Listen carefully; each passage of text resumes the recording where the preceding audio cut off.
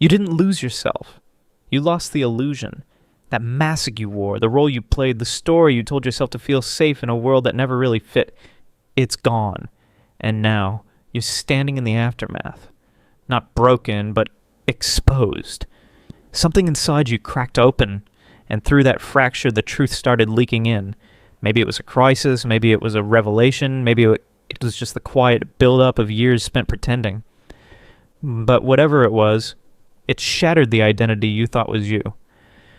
And for a moment, you felt weightless, free, like you could finally breathe without all that performance. But now, there's silence. Not peace, just emptiness, a kind of limbo. The ambition that once pushed you forward has evaporated. The hunger for success, for validation, for being someone, they all feel like echoes from another life. There's no plan now, no mission, no self to upgrade or improve, just a space where something used to be. This is where people start to panic. They think they're broken, lost, unmotivated, but this isn't apathy. It's a clearing. It's the dismantling of everything false. You're not lazy, you're not unproductive, you're in between identities. And that place, that void, is sacred. Carl Jung knew this terrain well. He called it the death of the persona, the collapse of the mask we wear for acceptance, protection, and control. When that mask falls away, we see just how much of our lives were shaped by fear and the need to be seen. And it's terrifying, because without that mask, who are you? But Jung didn't see that collapse as an end. He saw it as a threshold, a dark but necessary passage on which towards something more authentic. He believed that when the persona dissolves, we begin the real work, not of becoming someone new, but of uncovering who was buried underneath all along. So here you are. No map, no spark, just the weight of your own awareness, and it's tempting to fill that space with noise, new goals, new personas, new distractions. But if you can sit with the emptiness, something deeper begins to stir, a quieter voice, a deeper pull. Not toward productivity or performance, but toward truth. This isn't about motivation in the traditional sense. It's not about grinding hard or waking up earlier or making vision boards that no longer resonate. It's about listening. Listening to the part of you that never had a voice while the persona ran the show. Jung called this the self, with a capital Zetas, the deeper, wiser part of you that's been watching quietly from beneath the noise. That self speaks in symbols and dreams and feelings that don't always make sense. It won't yell to get your attention. It whispers, and if you're brave enough to stop chasing and start receiving, it will guide you, not back to who you were, but toward who you really are. And this stage of your life isn't meant to be fast.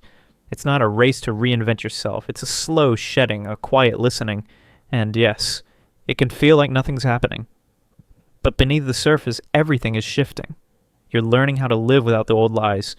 You're discovering what it feels like to move from soul, not ego.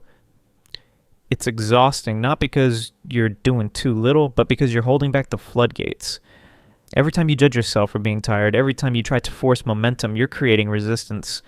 And that resistance is the real weight. Jung said what you resist persists. And he meant it literally. The more you reject your current state, the longer you stay stuck in it. So what if you stopped fighting? What if you stopped trying to fix this moment and started honoring it instead? This is the liminal space, the in-between where the old no longer fits and the new hasn't fully formed. It's not meant to be comfortable. It's meant to be honest. Let the silence stretch. Let the confusion stay. You're not supposed to have it all figured out. You're supposed to unlearn, to listen, to feel, to let the self, the real you, rise from underneath the rubble of who you thought you had to be. This isn't the end. This is the emergence. We burn ourselves out pretending we're okay when we're not. Always holding it together, always performing, always pushing through. But what if you didn't? What if you let yourself collapse into the exhaustion you've been denying? No fight, no guilt, just presence. What happens when instead of calling yourself lazy or broken, you actually pause long enough to hear what your tiredness is trying to tell you? You begin to feel the truth underneath the numbness. You create space, not by effort, but by surrender. And when you stop labeling everything as a problem to fix, when you stop declaring certain emotions as wrong, you open a door. That's where real change begins. Imagine it. You're in bed, and nothing calls to you. Not work, not music, not even the things you usually love. Your mind starts its old script. You're wasting time. You're falling behind. Get up. do something.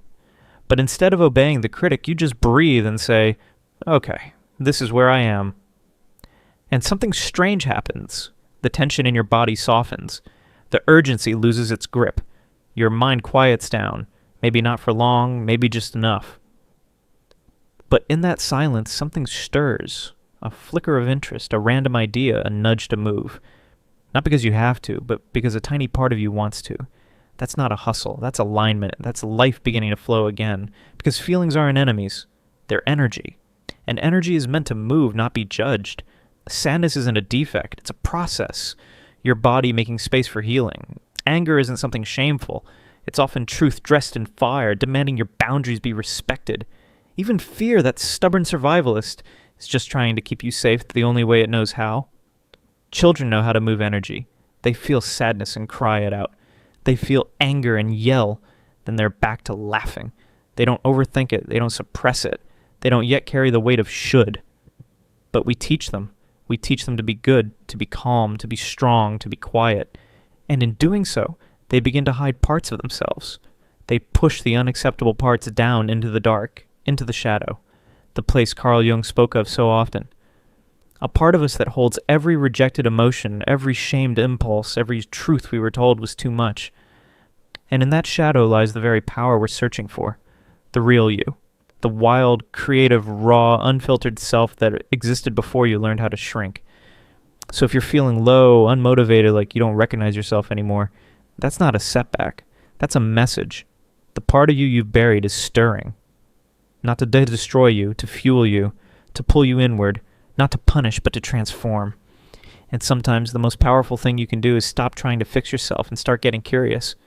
What if your laziness was trying to show you something sacred? What if your sadness was fertile ground for a new idea to grow? What if your fear was the doorway to your courage? Let yourself play with it. Write a story called The Brave Coward. Paint your grief in bright colors. Let your so-called weakness be your muse.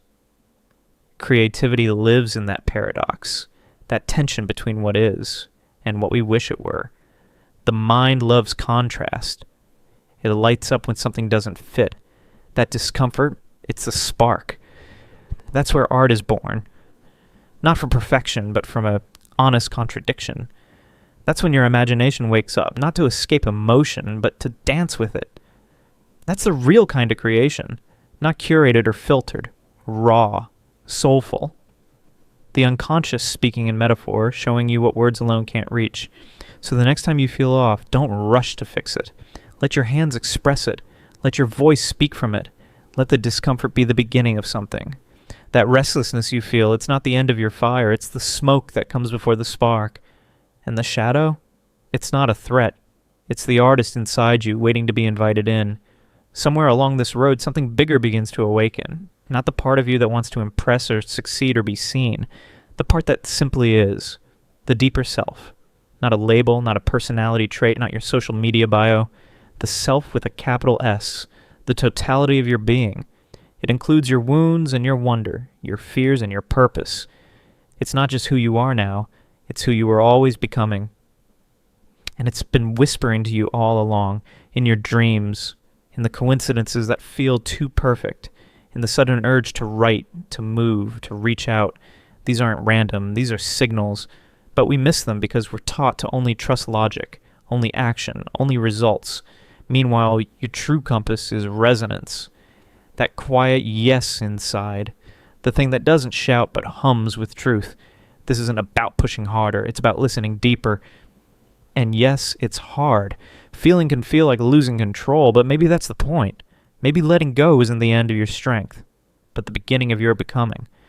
And when everything starts to feel like too much, when you're barely holding it together but still showing up, still pushing through the day, that's not a weakness, that's survival.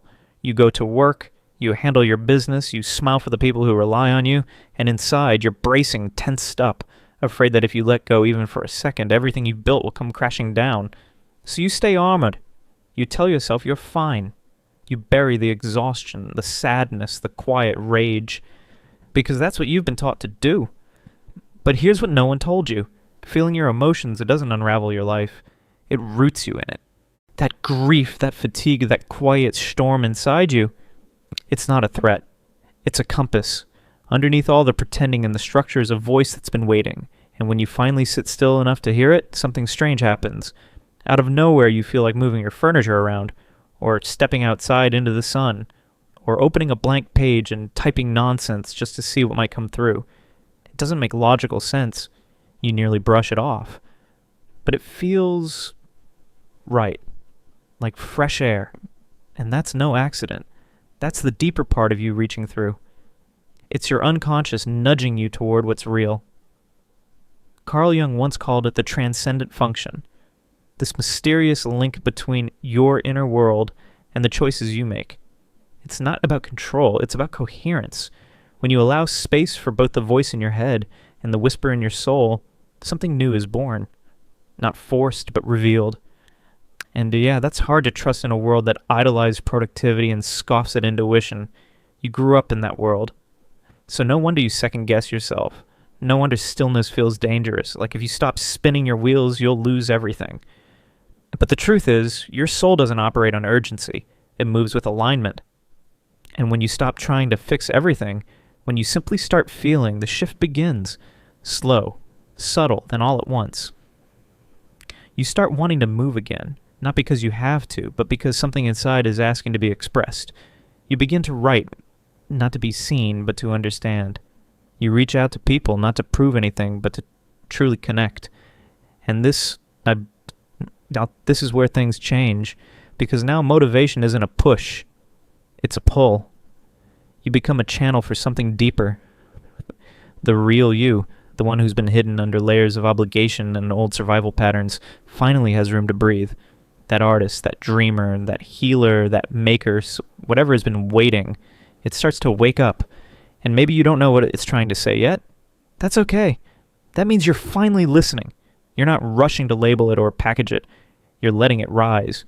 You're giving it time. And yes, life still keeps moving. The bills don't stop. Responsibilities don't pause. But you don't need to choose between the real world and your inner world. That's the myth. You're not supposed to destroy your ego. You're supposed to bring it into harmony with your truth.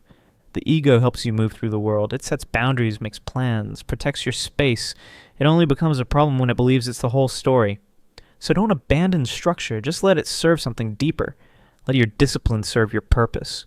Let your habits become rituals that nourish rather than deplete. Let your mornings hold softness. Let your evenings be a return to yourself.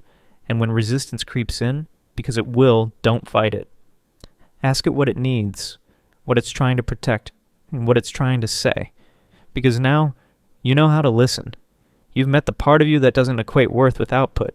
You've begun to see that laziness, sadness, even fear aren't signs of failure. They're signs that you're on the edge of something real. They're the messengers holding the next piece of your path.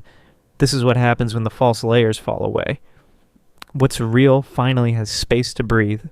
And when you let that truth move through you, when you let it shape the way you work, create, love, and show up, you stop performing.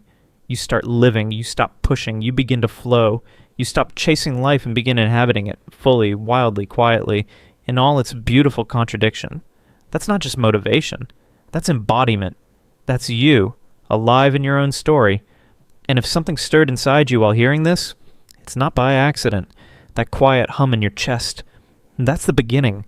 Let it grow.